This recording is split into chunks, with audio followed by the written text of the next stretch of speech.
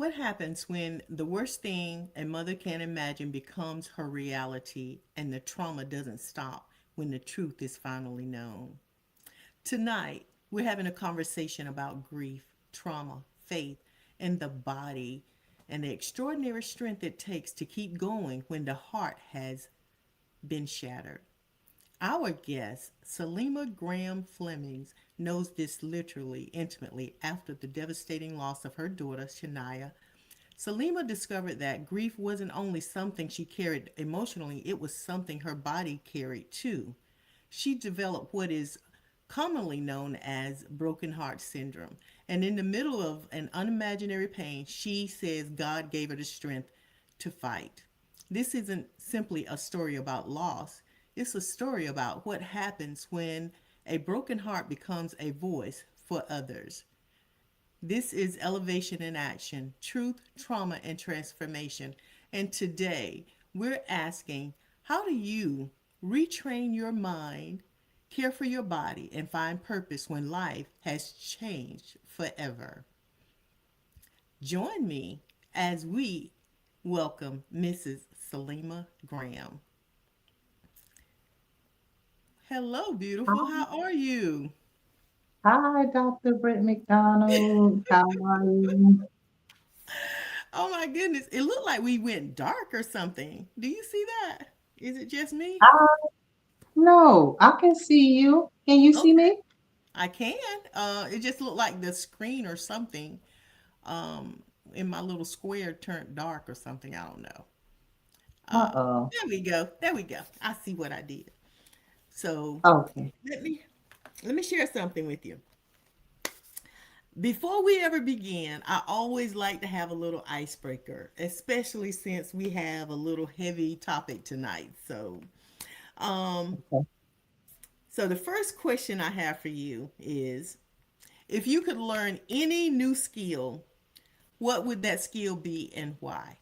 If you could learn Hmm. any new skill, what would that skill be and why? It would be to bring my thoughts in before I respond. Bring my thoughts in before I respond emotionally. I think human Oh beings in yeah. general we just have a tendency, something happened, we react. And I just wanna, if I could learn that, I think I'd be something. Believe it or not, I think all of us should learn that skill because, especially, I have to do this sometimes because I want to jump in and say what I want to say, what I need to say, because I feel like it just has to come out. And so I'm practicing. So I do this a lot. Yeah, same, same. I'm learning to pause. The sacred pause is Yes. helpful, you know. Yes. In my class, in my psychology classes, we talked about learning how to take the pee pee breaks. And those pee pee breaks are called personal pauses. So Okay. I use that a lot. I talk about it a lot. So hopefully I'm taking mine. All right, let's try something else. Hobbies. We all have hobbies, or we try to have hobbies. Do you have a particular hobby that you enjoy and no longer do? Yeah, I used to really enjoy music once upon a time, writing it, performing, things like that. And I What? had gotten away from it. But I recently started feeling the urge to, you know, write a little bit. Music that is, and Mm-hmm. talking about not so much songs, but like maybe rap songs. Oh, And okay. so I've been working a little bit on two different songs. And I'm like, okay, why am I doing this? And it just came out of nowhere. And I think it was because two of my friends asked me about possibly performing in that way. And I laughed, like, oh no. But then out of nowhere, it's like, oh, let me write this down. So we'll see what happens. That's I don't know. therapeutic, right? That's part of therapy. Yeah, well, in general, I write. Some it's got to move me. I'm just not carrying around Right. a journal, and Uh-huh. my me and my therapist go back and forth about that all the time. But Um, yeah, just recently I just felt like the unction to want to write, rap songs. Well, I'll It's tell a you little what. ridiculous to me. No, You no, I'm looking forward to the first to that performance so I can attend. know. I don't know about that, but Hey, I'm gonna we'll hold you. see. We'll I'm gonna see. be asking you every time. Are we ready yet? Are we ready? Listen, you ask me about a hobby. Look, people will put you somewhere you don't belong. And listen, I'm a mom of three. I'm almost Yeah. 50. Some things can be retired. We'll talk about that one. All Okay. right, everyone. I hope you're enjoying us. We are talking to Mrs. Saleemah Graham. And, I want to give you a little bit of backdrop on Saleemah, before we start into the deep conversations. Our topic tonight, first of all, our topic tonight is when grief attacks the body, a mother's journey through loss, faith, and advocacy. Sunima has an amazing story. She's a powerhouse here in Columbia, South Carolina, as an advocate, as an amazing resource individual, and just truly on a personal note, Saleemah has or is a very beautiful person. When I say use the word beautiful, I'm talking about her heart. She carries herself in such a way that when you are in her presence, first of all, just to be in her presence, the glow of her inner light just surrounds you. Her smile just welcomes you in. And I am honored to be a colleague of hers, as well as I call her my friend. And and being in this field, in this advocacy world, it's hard. It's very hard work. And and sometimes you need that person that you can connect with, and that person's like a confidant. And Saleemah's that individual. And so before we start, I want to give you a little bit of a background, a little bio. She is a speaker, coach, founder of Royal Status Enterprises LLC, and M.O.S.T, which stands for Mothers and Men Outreach for. Oops, hold on. I wrote it down somewhere else on my other page. No, I did not. Could you give us that? Please forgive me. I can't Oh, believe I no, didn't no. write that down. It's okay, doctor. Listen, it's mothers and men of slain teens. Of Slain Most Tea. Outreach Incorporated. Yes, ma'am. It's okay. Thank you so much. I actually wrote it on my other page. So don't look at my office. It's horrible. It's So okay. getting back to her bio, she turned a personal tragedy into purposeful transformation. After the unimaginable loss of her 15-year-old daughter in 2021, she committed her life to empowering others through healing, storytelling, and resilience. Today, Miss Saleemah speaks to women, youth, and communities about grief, healing, and rising again. She specialized in public speaking engagements for schools, sports groups, and organizations seeking to empower survivors of loss, trauma, and adversities. Her goal is to help others discover strength in pain and purpose in their journey. Through Royal Status Enterprise LLC, she delivers high impact talks and workshops on navigating grief and trauma with grace, empowerment for women, overcoming life's hardest battles, faith, resilience, and mindset strategies for survivors. As you know, and I want to make certain, I definitely encourage everyone to connect with her. Um, if you could look on the screen, you'll see that she is the founder. Let me put this one on, show that one. There we go. If you want to connect with her, you can connect with her through her website, as well as make a donation. We'd love for you to support most outreach ministry. And so, Saleemah, I asked you the funny questions. Give us a little background as to who you are beyond the bio. Yes, ma'am. I always start with just saying that I am a human servant. I knew that since I was a little girl. I have been sent into the world to serve humanity in some capacity. And when I think about it, I have been doing it my entire life. I'm a passionate woman who believes in very, very strong convictions. And overall, I am somewhat of an open book that leads to a deeper oracle, which is God. So Mm, I'm only sharing to get folks to a place that's beyond me. My tagline on all my social media platforms is I'm speaking on quiet because I believe like in this age we have so many different voices and people I think mean well but are not intentional. And so when we think about the power of words, especially when you've been assigned to them, you understand the weight that they carry. And right. so you become a little bit more careful when you understand that when you have that level of responsibility, you also have a different consequence. So you're careful about speaking out of turn or just speaking ill in general because you hold a different responsibility and a different consequence comes to you when you are mishandling that level of gift. I'm glad you. I'm glad you have. I have the opportunity to hear that. I've heard you use that statement on in your videos, in your talks, but never really got to the point of understanding the why behind it. That's very important. And I say that because I teach a lot about language communication, and it's important.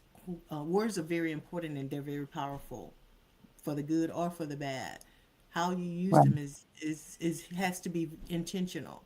And so understanding what language is and why language is so important, it changed the narrative of your thought process as well. So that's right. very key for me. And so I thank you so much for touching bases on that. So as we move forward, Saleemah, tell us about your beautiful daughter, Sanaa, before the news and all of this. Who was she? Oh wow. Um, and I was a bold, bright light, very gregarious personality. She was the sweetest little girl, just a nice kid, you know. Um, Her nickname was Cakey. I called her Cakey. Nobody else called her Cakey. But I called her Cakey because she was so sweet. I mean, this was a child that would reach for elderly people in church just because she wanted to hold them. She wouldn't say, Mommy, can you hold me? She said, Mommy, can I hold you? So she was a very sweethearted kid up until maybe about the third or fourth grade. And then, you know, those influences of school came. And I remember someone wanted to fight her, and she just did not want to fight. You know, that was just not her personality. And then trauma kind of crept in and it caused her to grow a shell that, you know, she formed in a way of trying to protect herself. You know, a lot of the shifts that happened with the rebellion and the behavior issues was a result of trauma. I would love to blame everybody else, but the truth is, you know, my brother was murdered in 2017. And it was then that I noticed a nosedive with her behavior. She and my brother were very, very close. I mean, me and my brother were close. So you can only imagine what that did to our family. But then having the experience of being sexually assaulted at 13 years old by people she trusted, uh, it kind of made her even that much more reckless.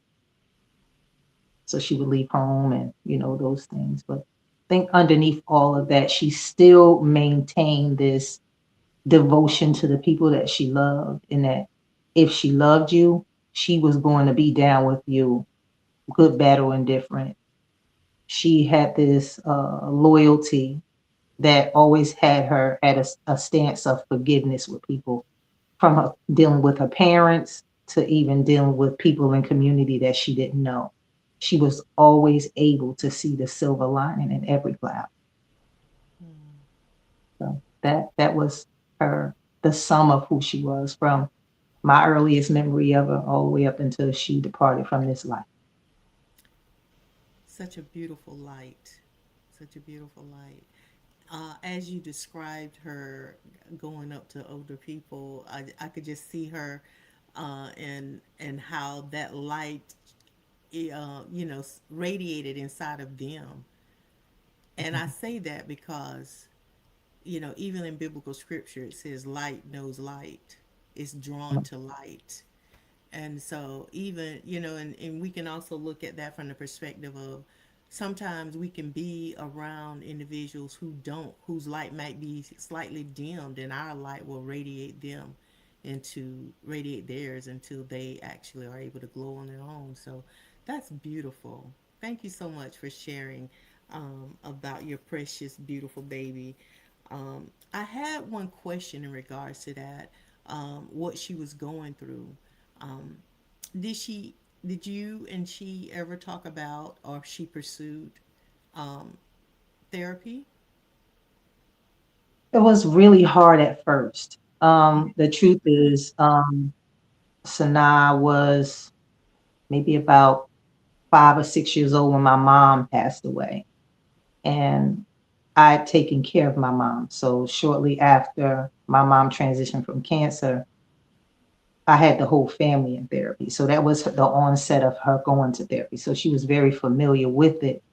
I Mm-hmm. think there, and if anybody has ever dealt with sexual violence on any level, there's a component of shame that is sometimes very common, and that, you feel a sense of responsibility, you know, for what happened, and it takes a lot for a person to really accept that the per the choices that another person made to offend you had very little to do with what you did or did not do. Mm-hmm. And so, being a 13-year-old, she just felt like if I didn't trust them or if I didn't go there, then maybe this wouldn't have happened. And then, dealing with the feelings of feeling like everything was over now because she had this innocence that was now robbed away from her.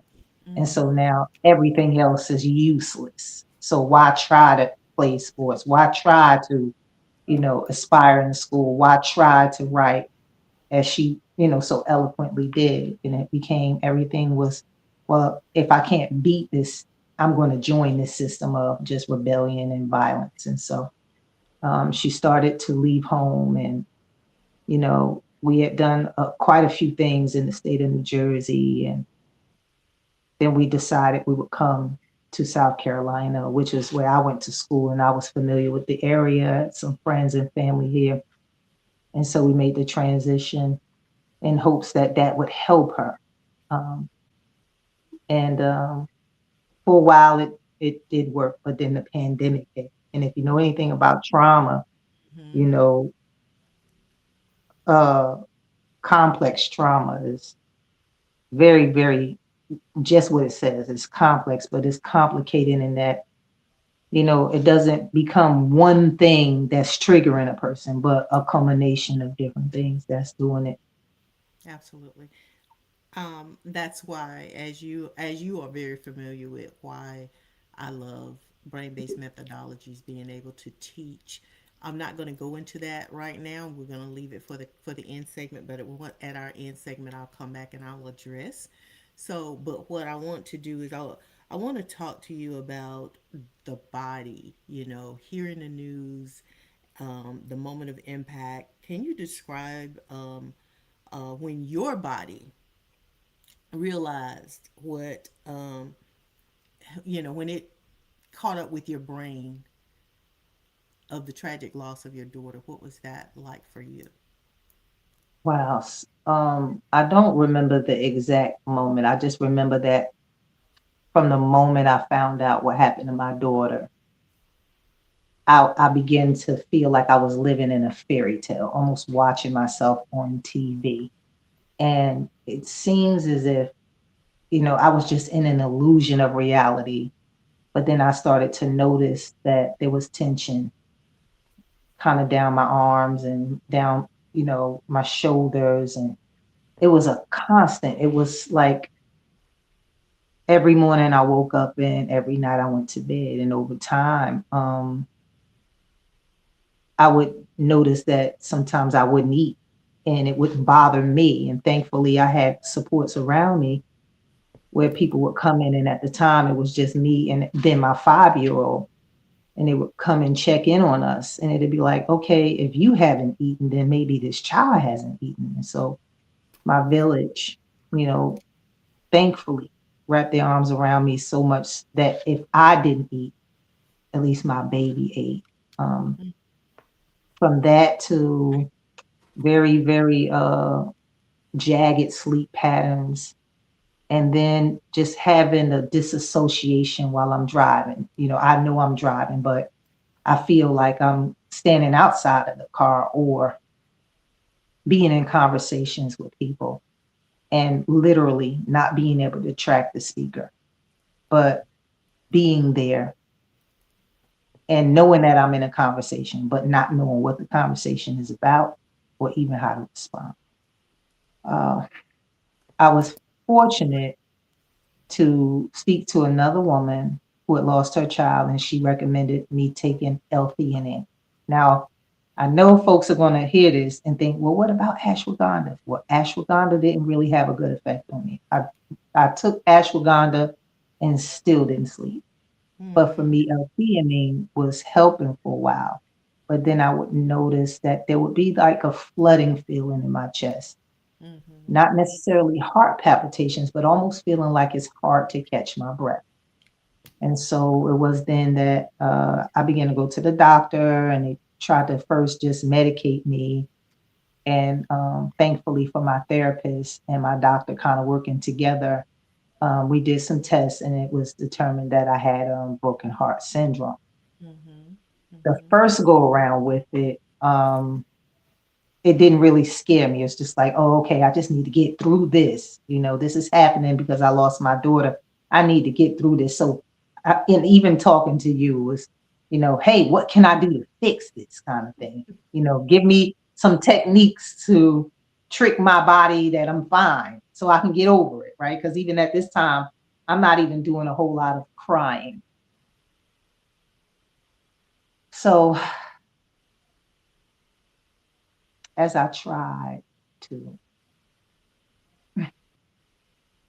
fix it, seemed like things just got worse because, you know, you go around folks, and you lost your child, and for some people you're bizarre or, you're awkward. You make people uncomfortable because they don't really know what to say to you or, and in my religion, sometimes people want to fix you. So you're on every altar and everybody is praying this sadness off of you. But I think for me, all I really needed to do was just break and Mm-hmm. let the pain out. And that was something that was a memo I didn't really get right away because as a fixer and as a servant, I'm always just serving and doing. And that's what I did, even with finding out about my daughter's body being found. I just began to serve and I just never stopped to feel. Um, I vaguely remember the first moment that I stopped to feel because I think it put me down for about 5 days. But I remember feeling better, feeling more present, feeling more aware of myself, aware of what was going on around me. But up until that point, people would watch me on the news and watch me on social media and tell me how strong I was, but nobody looked at me and said, oh my God, this lady is enraged and probably on the brink of going out of her mind. Not even me, because I was so used to serving. I just did what I was used to doing. And that first break was probably something in hindsight it really stopped a bad situation from getting significantly worse. But then I thought I fixed it. So fast forward now, we almost a year and a half past trial. And oh boy, what's coming back? Oh, some of these symptoms from this Mm-hmm. long name of broken heart syndrome is coming back. And I'm like, okay, what happened? I thought I fixed it. And then it was then that I learned that, hey, this is not something that you're going to fix.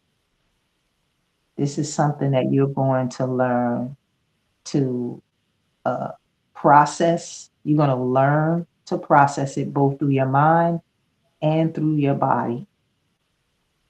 And then you're going to look for coping ways to live with this, because to fix this or to get over this means that August 4th of 2005 never happened, right? All of those instances of finding out I was pregnant, carrying a baby, all of those memories of her life would have to be totally stricken from my life record.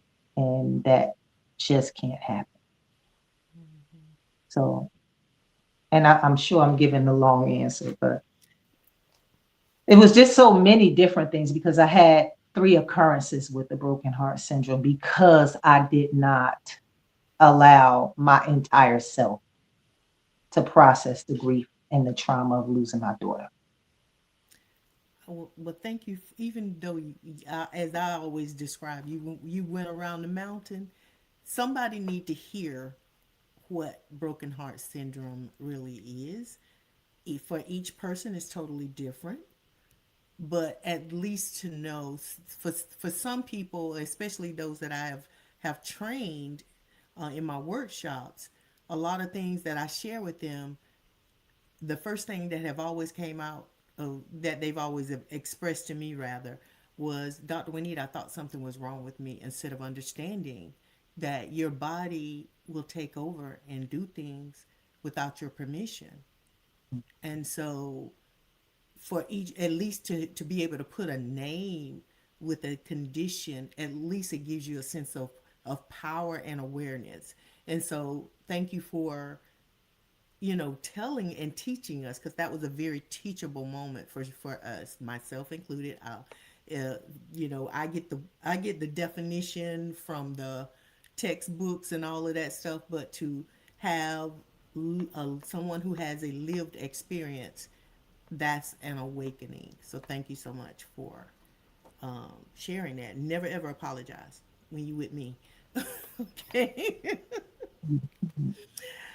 Now, you said something that really caught my eye when we talked once, and you mentioned having that needing a new way to fight. And what did that look like when survival was your goal? Had you applying a new way? First of all, what was your new way of fighting, and what was that like for you as a sense of survivorship? Mm. So I had just done a podcast and it talked about my childhood a lot. And so from a child, I've been fighting on some level or another. And I think I like to think that over time I got pretty good at it, right? How to defend myself, whether it was physically or verbally or whatever. Um, I learned those tactics pretty early, just like any other kid from a similar background like mine. But when I heard the Holy Spirit tell me, you have to learn a new way to fight now, I did not know what that meant at all. I'll be Mm-hmm. very, very candid about I did not know what that meant at all. I knew it meant that I was going to have to do something different, but I believe I was learning as I went. And it was in those moments of me just surrendering to God and telling him, like, I don't know what I'm doing. I don't know how this is going to play out. I was reminded about, the scripture in the Bible where Paul is talking about the thorn in his flesh and, talking about God's power being made perfect in weakness. And so, wait, I was so weak that I didn't even know how to classify how weak I was. So, for me, it meant just going to God with everything that I had. It was not just praying over your food and praying in the morning and praying at night, but literally living a life postured in prayer where I'm driving my car and I'm praying. I'm on the grocery line and I'm praying. I'm talking to God and I'm asking God to please keep me. And that was the new way to fight, right? Because also in my faith, the Bible tells me that we don't wrestle against flesh and blood, but against powers and principalities and rulers of darkness and spiritual wickedness in high places. So something was pursuing me in the loss of my daughter that was supposed to take me out. Unbeknownst to me, I didn't know how to fight it, but I knew how to lean on the one who did. And that's what I did. And I didn't know how, it's no guarantee. God is so sovereign. He's going to do it his way. So it wasn't an automatic victory. I just had, I guess, the sense enough to go to God, because with a situation like that, with the level of pain that losing a child has, I don't advise anybody to try to do that without the help of a God of your understanding. So that was the new way, going to God so that he can fight it for me. I'm glad you brought up your faith, because I wanted to ask you in regards to how did your faith-based belief and advocacy become part of your healing journey? What was that? And you've given us about your faith, so add on to that your advocacy. And while you're doing that, I'm going to. Thankfully, though, and I said it to someone else, God let me start to love him before this happened to me. God loved me before I had Sanaa, before I entered this world. He loved me, but he allowed me to have some level of love for him, and I think that was my saving grace, is because in my tragedy, some folks have a lot of support. I didn't have a lot of family support. All of my parents are deceased. One of my siblings I mentioned earlier, and I don't really have close family members. And if they are literally distant cousins or what have you. But I didn't have the luxury of being mad at God. I didn't have that privilege. I just didn't. God was literally everything to and for me. And so when this happened, it wasn't, I'm not speaking to God. It was like, oh my God, I don't have nowhere else to go.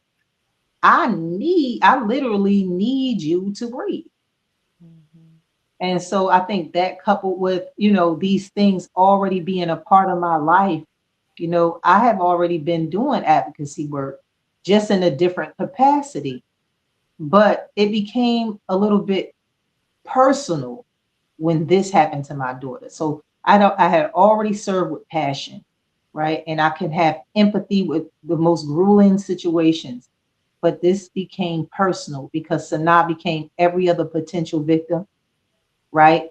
And then those kids, I could not call myself a youth worker or a human servant and not see these people as human beings.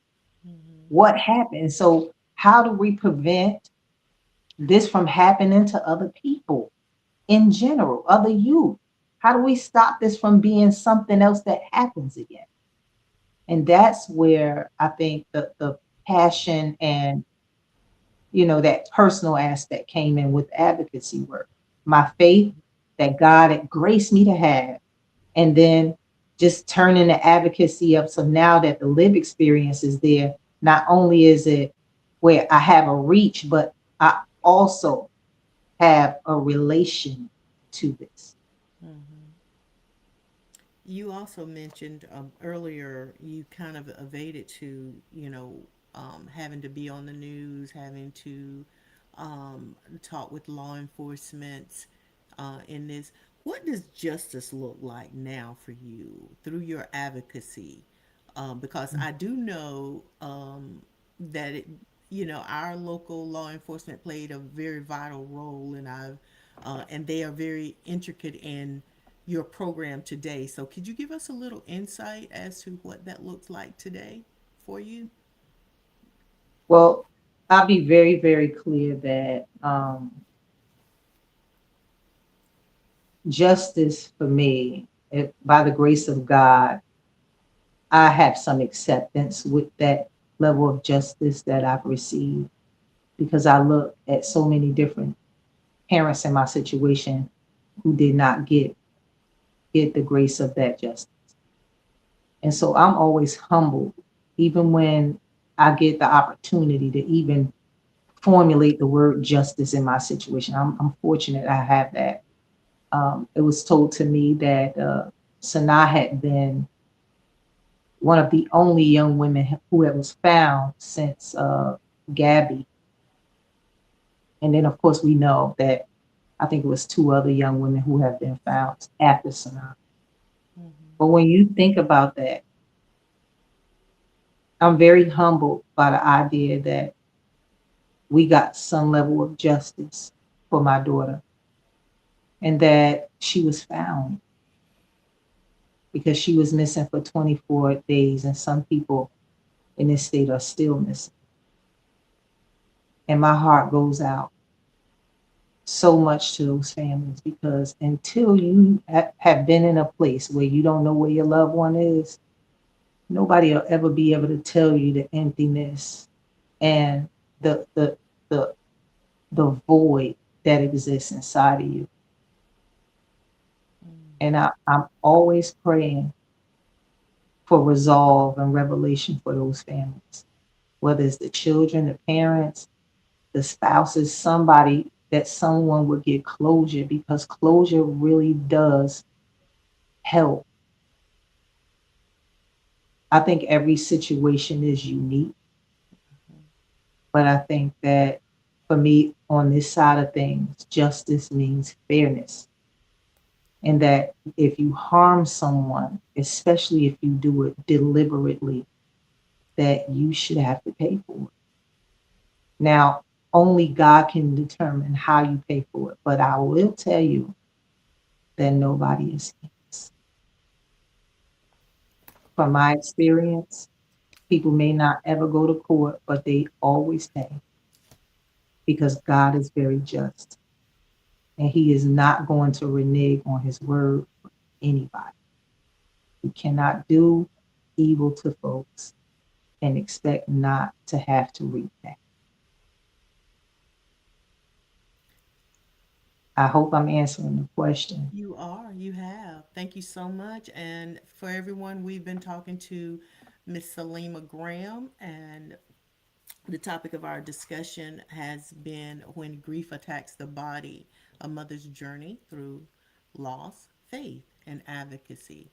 I want to bring Brittany in, and and we're going to talk about Brittany. Say hello, Brittany.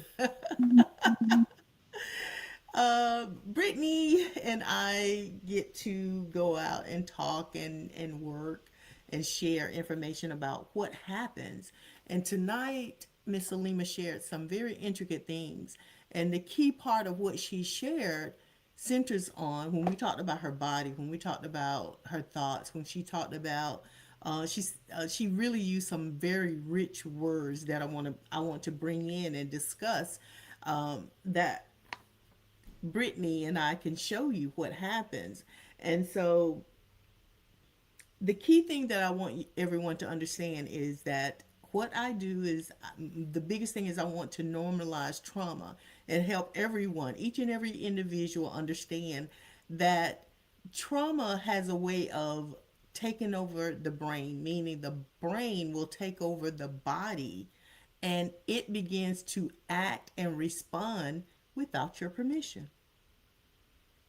Without your permission. In your mind, in your heart, you are trying to be normal, but and that normal, let me stress this part, that normal is based on who you are, what you know to be normal. And so you're trying to operate in that state of being, but the brain is has taken over. Why did it take over? She shared something when she stated that she was living in a fairy tale. It was like this form of tension, and she described her body, her shoulder, and how it took over. Majority of the time, this is where, when you are looking at your body and you're having like muscle spasms, or it feels like somebody just put some cinder blocks on your shoulders, and you may be getting cramps in your legs, this is where stress goes and hides. It attacks parts of your body, and that those are signs. So I always tell individuals, your body is talking to you. The body keeps the score. It's talking, it's sharing that there's a major problem. And that's where the brain is sending signals.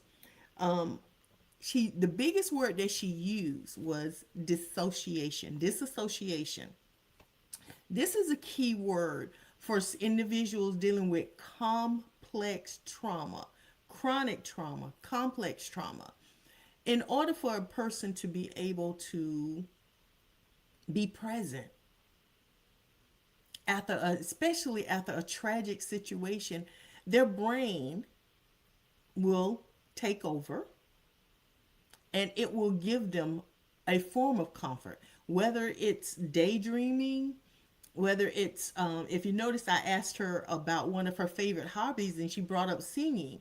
um, I have a client that I would say, hey, what do you do when you need to separate yourself from all of the noise and the toxicity? And she is a songwriter and a songstress, and she say, I write my music, I sing.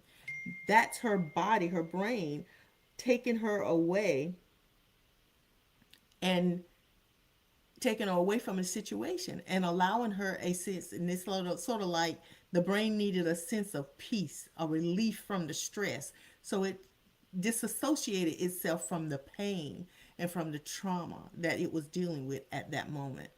So that's just a little clip. It's more detailed. Never ever, let me stress this part. This is just for informational purposes. This is not a medical diagnosis. Always seek a licensed therapist. Do not just take the word of elevation in action. So we want to make certain that you understand that. Now, in my final, there was a key part that I asked, and for anyone dealing with teenagers and with individuals, I want you to come close, and I want you to understand something. Using Brittany to understand that Saleemah talked about her baby after traumatic events that occurred to her. And when I asked, did she receive therapy? It's important for you to understand that one of the things that therapy does or should do, it helps the individuals to understand why their brain is pulling that negative information. For me, my organization focused more on brain based methodology. Our goal is to teach you why the brain is pulling the information, and then how to revert that with proper information. So for the shame that was coming, it was the file cabinet. So if you notice that, everyone that has been here, I take you back to the back part of our brain, which is the amygdala. And the amygdala is our file cabinet. So here our character Amy, which is our amygdala, will go in and pull out old incorrect information. And what is this doing? It's sending that information up, confirming that it's real. And so our limbic system, which is our hippie, the part of the brain that focus on the emotions, it has the emotions running all rapid. And so these two people, these two factors are working together, pulling from our vagus nerve, and it's pulling out all of that incorrect information, and it's sending it as a truth. In our frontal cortex, which is our learning brain, it is designed to tell us facts, shows us that we can learn, shows us that everything is incorrect. But guess what? When we've been impacted by trauma, it skews the information, it takes over. And so the whole entire time, your frontal lobe can be giving you proper, correct information. The two louder parts of the brain, or the lower part of the brain, is so loud that it takes over, and the proper information is never received. This is why majority of the time, every therapist is going to say, let me teach you grounding techniques. And majority of us is like, why do we have to keep breathing? I'm tired of breathing. But breathing plays a great part in getting this brain to calm down. It plays a great part in getting it to the point where there's forms of mental clarity so that when it can force the frontal lobe to work properly so you and I can receive proper information. And so, what, so while you and I are in this place and trust, and I'm using the word I, anytime you or I are dealing with any type of stress, automatically your lower brain is going to pull up old information and it's going to send it to you as fact. This is where we have to do the work. And now, Miss Saleemah shared how she did the work. She started applying the word. Every time something negative came and tried to take over and put her in a place of desperation or discourse, she applied a scripture. Even though in therapy that is not you know, it's not one of those primary things that they automatically go to.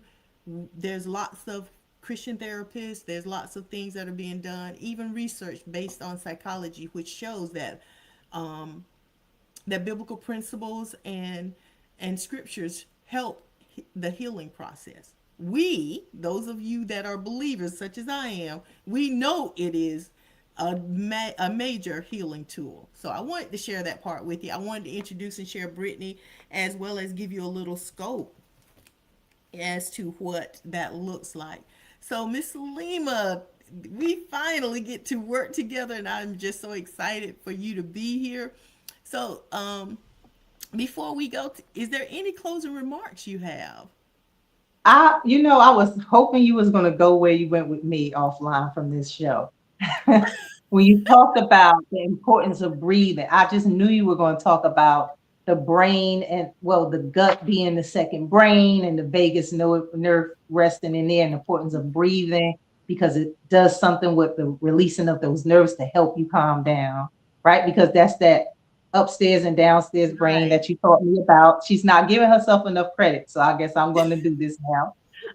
And also about the importance of knowing that the brain is always doing things in the most simplified way. So even with trauma, and you experience trauma and it's a bad thing and it hits you, boom, your brain has recorded that, not your Mm-hmm. mind, not your thoughts, but your brain has recorded that.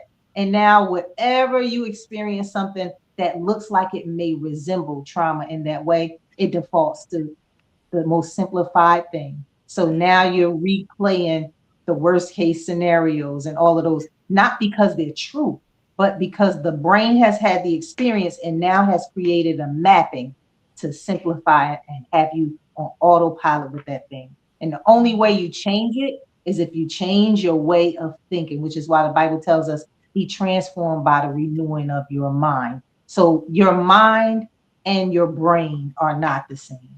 So I wish she would have went there, but she went there with me.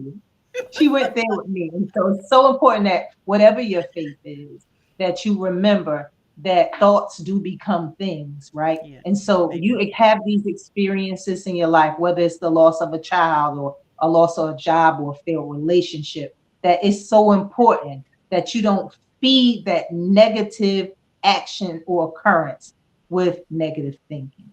You have to counter it with something positive, whether it's, I am not what happened to me, or you know what, that happened in this situation. But hey, what's the likelihood of lightning striking twice in the same space? It's sometimes that self-talk that's going to help you to create a new mapping for a new way of thinking around what happened. So that's why therapy is good. It's taboo in certain cultures, but when you understand that your brain is not turning on you, but it's just doing what it's designed to do. We put a lot of responsibility on the brain because we know that the brain is responsible for the function of the body, but the brain is not responsible for the function of the mind. That is our own will that plays into that. Absolutely. I'm done. I'm done. Absolutely. I get so happy when someone just takes what I teach and they run with it. I love it. Thank you. I tell everybody I get that big old Kool-Aid grin on my face. So yes, absolutely. So, Dr. Britt, you really did, make me sound so good on your good old show here this evening. But I just want to say thank you. I don't just want to thank you for the opportunity to talk to your audience.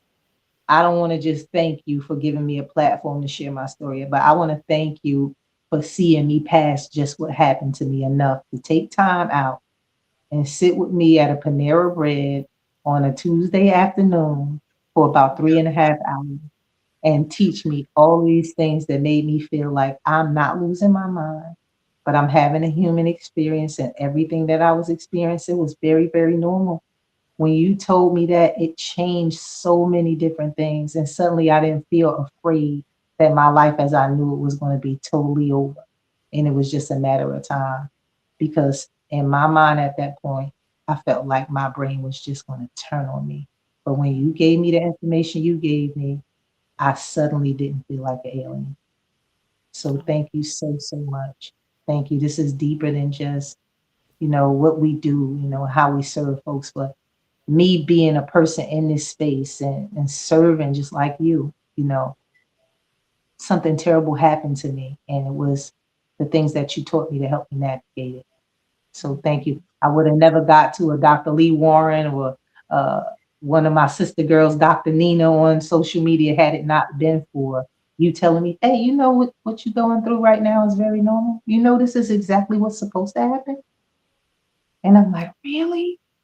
You remember? I was yeah. like, really? Try to put it like this. I remember the first day I hugged you is standing in Yeah. front of IHOP. So yes, I Oh, remember. yeah. Yeah. Yeah. So I thank you from the bottom of my heart. And when you gave me the opportunity to share, because I wanted to tell everybody, and I didn't have the language for a long time, but the more we talked about it and the more you reassured me that even in my process, when I was unsure and when I felt awkward, that it was all a part of the process. Yeah. Thank you so much, Queen, for that. Thank you so God much for that. bless. God bless for allowing me the ability to do that. Thank you so much for sharing it. Ooh, that makes my heart. I'm not gonna. I don't supposed to be crying on here. I'm supposed to be a professional. It's okay. It's okay. All right. It's okay. Okay. Well, thank you so much again for being here. We're going to prepare to close out, but I want you to stay as I do our closing hook. Um, to just kind of usher us out of this space and move forward. So let me get this thing started and let it run through. But Saleemah, you brought a wealth of information to our guest tonight. And I know I'm saying thank you, but thank you truly is not enough, for being here. So, as we prepare to close out tonight, I want you to stay put. I'm going to do our exit and close out for all of those that are listening in, and and then we'll close on out personally. And Yes, so, ma'am. hold on one quick moment for me while this thing cues itself up for us to close out. Uh, uh, uh, uh, uh, uh, uh. Comes a voice. All right. Trauma and transformation.